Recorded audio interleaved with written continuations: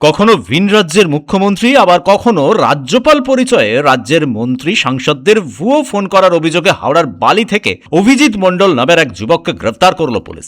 গতকাল রাতে অভিযুক্তকে মোবাইল ফোনে টাওয়ার লোকেশন ট্র্যাক করে গ্রেফতার করে বালি থানার পুলিশ।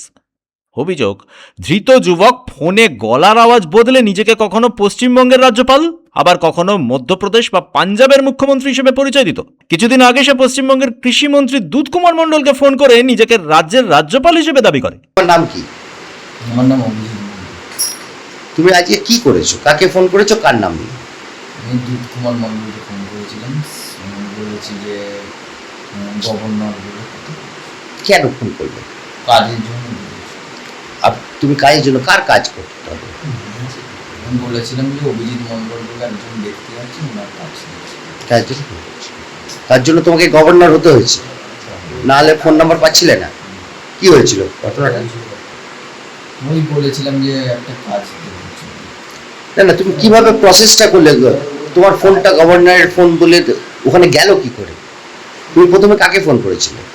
আমি দুধকুমার মণ্ডলকে অফিসে ফোন করেছিলাম। ফোন করার পর কি বললে? ওখান থেকে বলেছিলাম আমি গভর্নরের ওয়েস্টি করেছি। গভর্নরের বললেন, তারপরে ওনার পার্সোনাল নাম্বার তা কথা বলে কি বললো? তুমি কি জানালে ওরা? কথা বলে বললো যে তুমি গভর্নর না, ফ্রড। উনি ফোন করতে তা এই ধরনের কাজ তো তুমি বহুবার করেছো, কেন? করেছিলাম কোনো কাজ বাজ করার জন্য। কতদূর পড়াশোনা করেছো? আমি এই তো এই অবধি পড়ে কি কাজ পাবে তুমি? আশা কি করো, কি ধরনের কাজ পেতে পারো? দেখতাম যদি কোনো কাজ করে। কি ধরনের কি ধরনের? লোকালে কাউকে বলে কিছু হবে না বলে যেসব চিফ মিনিস্টার বা এদেরকে বললে কাজ হবে, তোমার কি এটা মনে হয়? আর কি মনে হয়? আর কিছু নেই। না, একটু তুমি কাকে আগে ফোন করেছো নিজে থেকে বলো তো, কাকে আগে? টোটাল ভারতবর্ষের কাকে আগে? গভর্নরকে ফোন করে এখানে দুধকুমার মণ্ডলকে ফোন করেছিল। আর বনগায় কোন বনগাতে ওই একজন মন্ত্রী আছে, ওনাকে ফোন করেছিল। অগ্নিমিত্রা? অগ্নিমিত্রা? হ্যাঁ, উনি এর আগে সে বিজেপি নেত্রী তথা মন্ত্রী অগ্নিমিত্রা পালকে নকল পরিচয়ে ফোন করেছিল বলে অভিযোগ।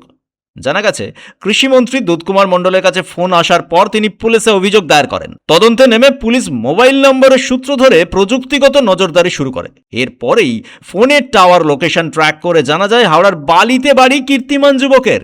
এরপরই বীরভূম পুলিশ বালি থানার পুলিশের সঙ্গে যোগাযোগ করে। বালির রামনবমী তলায় পৌঁছায় পুলিশ। তখনই জানতে পারা যায় গুণধর ওই যুবক অভিজিৎ দিনের পর দিন ধরে উদ্ভট এইসব কাণ্ড ঘটিয়ে আসছিল।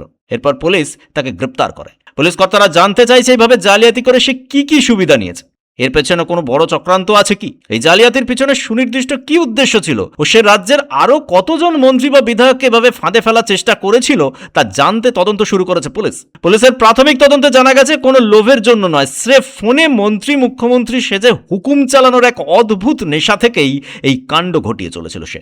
স্রেফ একটু থ্রিল আর আনন্দের জন্যই নাকি এমনটা করত অভিজিৎ। তদন্ত শুরু করেছে পুলিশ। হাওড়া থেকে সুমন আদকের রিপোর্ট, পূবের কলম ডিজিটাল।